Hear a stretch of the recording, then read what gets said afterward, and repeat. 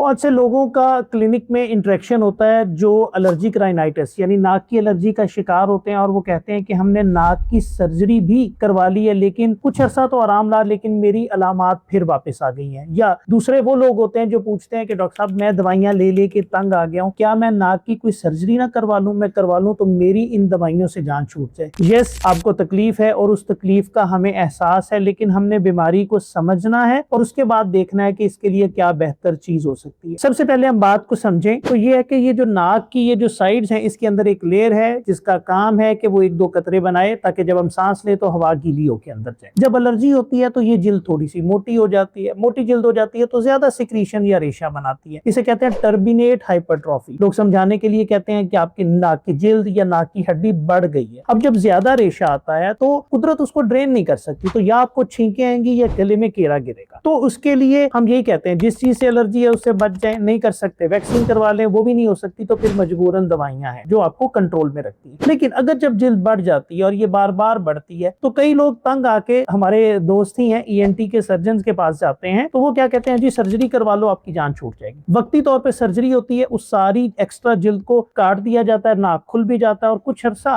बड़ा अच्छा निकल जाता है तो मरीज कहता है देखे मुझे फायदा हो गया। लेकिन 3-6 महीने या कुछ लोगों में 12 महीने के बाद क्या होता है, जैसे ही जिल्द नॉर्मल होती है दोबारा एलर्जी के ट्रिगर आते हैं, फिर अलामात शुरू हो जाती है। सर्जरी करवा लेना किसी मसले का मुस्तकिल हल बाकी कंडीशन में तो हो सकता है लेकिन एलर्जीज की कंडीशन में ये इसका वाहिद और परमानेंट हल नहीं है। सो अगेन एक ही चीज कहूंगा, अगर आपको एलर्जीज की वजह से नाक की जिल्द बढ़ी है तो आपने नाक वाला स्प्रे और एलर्जी की टेबलेट लेनी है, उसी से ही आपकी कंडीशन ठीक होगी। कुछ इंडिकेशन जरूर हैं जैसा कि नेजल पॉलिप, अगर गदूद बन जाए तो फिर मेडिसिन अकेली काफी नहीं है, वहां पे हम अपने पेशेंट को जरूर रेफर करते हैं कि आप जाइए और इसका हल इस वक्त सिर्फ सर्जरी है। एलर्जिक राइनाइटिस बहुत ज्यादा अलामात वाली कंडीशन है जिसकी वजह से लोग तंग होते हैं, लेकिन सर्जरी की वजह से आपके ऊपर फाइनेंशियल इंपैक्ट भी आता है और आप बेजार भी हो जाते हैं कि मैं मेडिसिन और सर्जरी दोनों करवा चुका हूं और मेरी बीमारी क्यों ठीक नहीं हो रही।